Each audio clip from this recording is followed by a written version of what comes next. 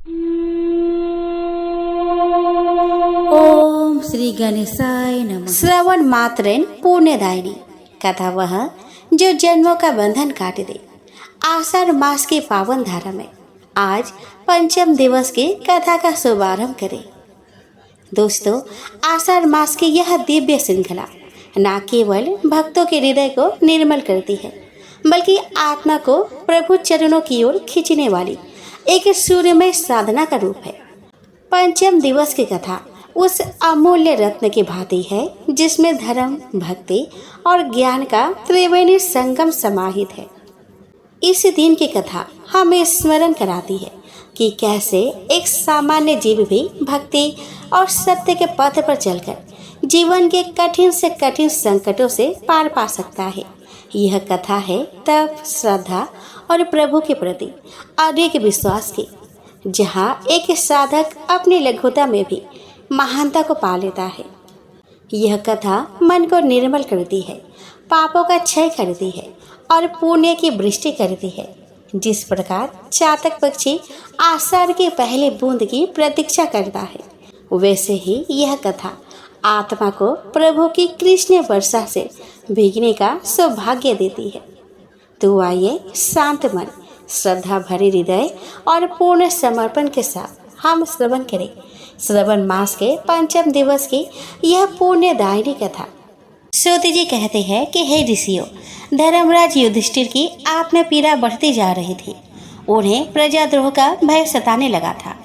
सभी धर्मों का ज्ञान प्राप्त करने की इच्छा से वे श्री कृष्ण के साथ कुरुक्षेत्र में उस स्थान पर पहुंचे जहां बाणों की सैया पर भीष्म पितामह पड़े हुए थे।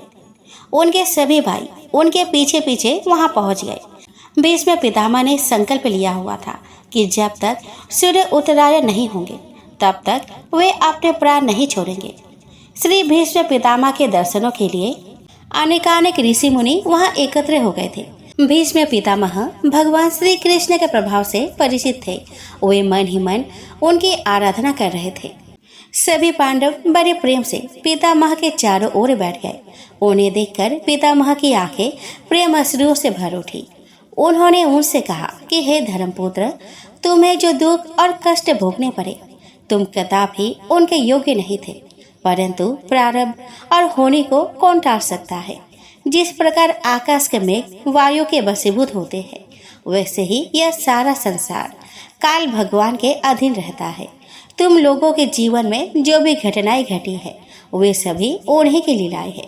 अन्यथा जब धर्मपुत्र युधिष्ठिर जैसे राजा हो, वायु के समान प्रचंड गदाधारी भीम हो, दिव्य गांडीव को धारण करने वाले धनुर्धारी अर्जुन हो और स्वयं सुदर्शन चक्रधारी योगीराज भगवान श्री कृष्ण जिनकी रक्षा करते हो, वहाँ भला विपत्ति का क्या काम।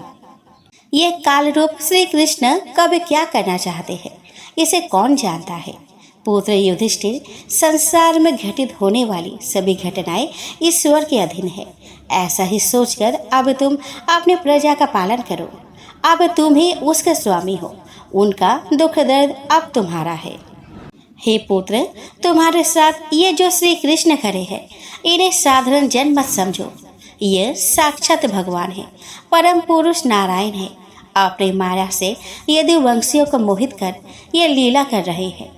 इनका स्वरूप और प्रभाव अत्यंत गूढ़ और रहस्यमय है। भगवान शंकर, ब्रह्मा जी और देवऋषि नारद के सिवाय इनका रहस्य कौन जानता है।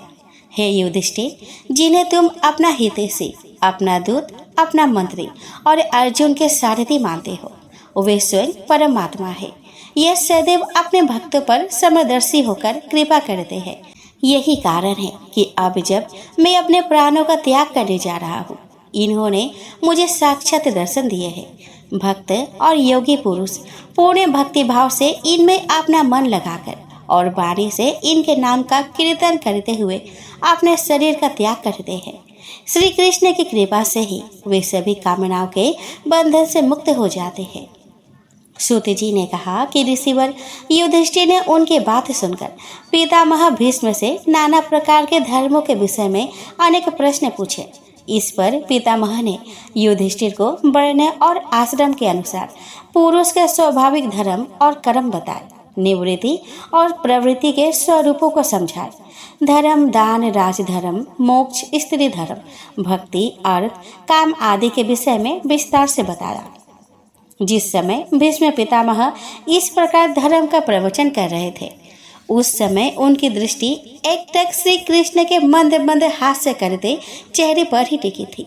तभी सूर्यदेव उत्तरायण आ गए। इच्छा मृत्यु का वरदान पाए भीष्म पितामह ने सब ओर से मन हटाकर अपने सामने बैठे आदि पुरुष भगवान श्री कृष्ण में लगा दिया। बड़े प्रेम से उन्होंने भगवान की स्तुति की कि हे प्रभु, अब यह शरीर छोड़ते समय मैं अपनी यह बुद्धि आपके श्री चरणों में समर्पित करता हूँ। भगवान, मेरा यह शरीर, मेरे अंतःकरण और आत्मा आपको समर्पित है। हे दीनानाथ, युद्ध भूमि में मैंने आपको क्रोध दिलाकर शस्त्र न उठाने के आपके प्रण को तोड़ डाला था, फिर भी आपका अनुग्रह मेरे प्रति है। उसी अनुग्रह को साक्षी मानकर मैं अपने गति आप में आश्रित करता हूँ। सूत जी कहते हैं कि इस प्रकार भीष्म पितामह ने मन, वचन और कर्म से अपने समस्त वृत्तियों को आत्मस्वरूप भगवान श्री कृष्ण में लीन कर दिया। उनके प्राण वही विलीन हो गए। उस समय सर्वत्र वातावरण में शांति छा गई। आकाश में देवगण पुष्प वर्षा करने लगे। युधिष्ठिर ने पूर्ण राजकीय सम्मान के साथ विधि पूर्वक भीष्म पितामह का दाह संस्कार कराया। उसके बाद वे सभी हस्तिनापुर लौटे और सभी बंधु बांधवों और प्रजा को पितामह के स्वर्गवासी होने का समाचार देकर उन्हें सांत्वना दी। श्री कृष्ण के परामर्श पर युधिष्ठिर ने राजकाज संभाल लिया। सूत जी ने कहा कि हे ऋषिवर, युधिष्ठिर को राज्य सिंहासन पर बैठाकर श्री कृष्ण बहुत प्रसन्न हुए। कुछ दिन अपने बहन सुभद्रा के कहने पर वे हस्तिनापुर में रहे। फिर एक दिन उन्होंने युधिष्ठिर से द्वारका जाने की अनुमति मांगी। तब राजा ने उन्हें हृदय से लगाकर जाने की स्वीकृति दे दी। भगवान सभी से यथोचित विदा लेकर अपने रथ पर सवार हो गए। सभी ने भरे मन और उमड़ते अश्रुओं के मध्य उन्हें विदा किया। उद्धव और सात्यकी उनके साथ थे। मार्ग में सभी ने उन पर पुष्प वर्षा की। हस्तिनापुर की स्त्रियां उनके दर्शन करके हर्षित हो आपस में कहते कि सखी, ये वे सनातन पुरुष भगवान हैं जो प्रलय के समय भी अपने अद्वितीय स्वरूप में स्थित रहते हैं।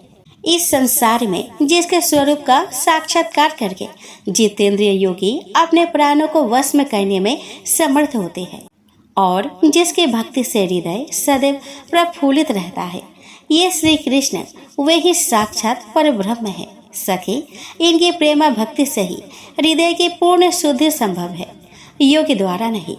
दूसरी सखी उत्तर देती है कि तुम ठीक कहती हो सखी।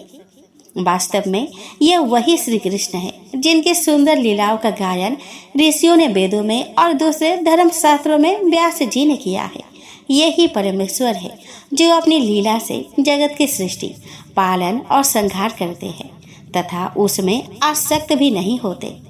तीसरी सखी कहती है कि सखी, यह यदुवंश का अहोभाग्य है जिसमें जन्म लेकर लक्ष्मीपति पुरुषोत्तम श्री कृष्ण भगवान ने उसे सम्मानित किया है।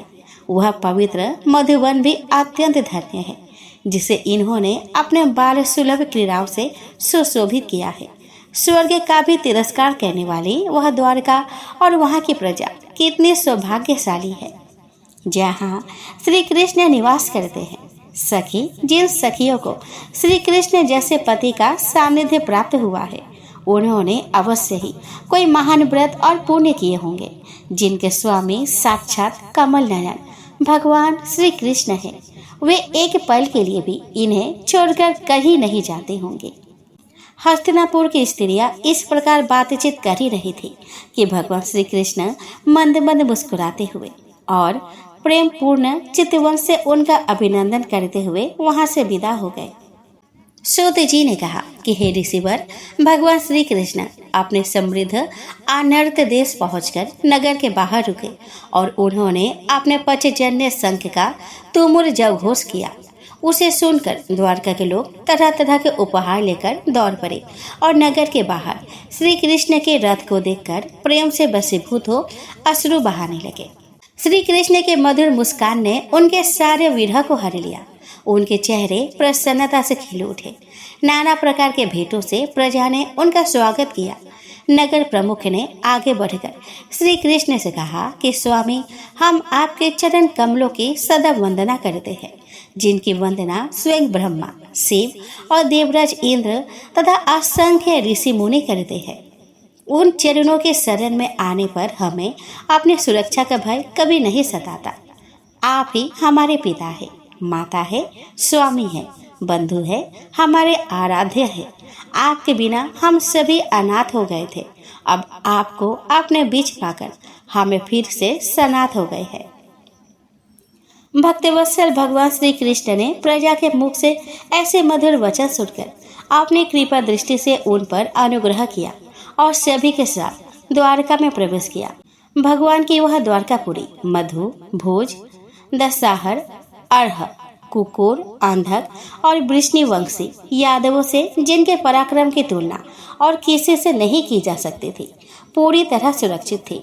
प्रकृति के अद्भुत सौंदर्य से मंडित वह नगरी अति सुंदर उद्यानों, पुष्प वाटिकाओं, ऊंचे ऊंचे भव्य भवनों और क्रीड़ा वनों से आच्छादित थी।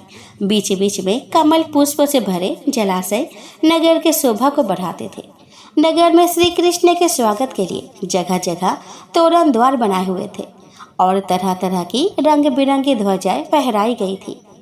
स्थान स्थान पर स्त्रियां मंगल गान कर रही थी और प्रजा उन पर फूलों की वर्षा कर रही थी। राजमहल के द्वार पर मंगल आरती के साथ वसुदेव, अक्रूर, उग्रसेन, बलराम, प्रद्युम्न, सांब आदि ने श्री कृष्ण का स्वागत किया और बुजुर्गों ने उन्हें हृदय से लगाया तथा छोटों ने उनके चरण स्पर्श करके अपने को धन्य माना।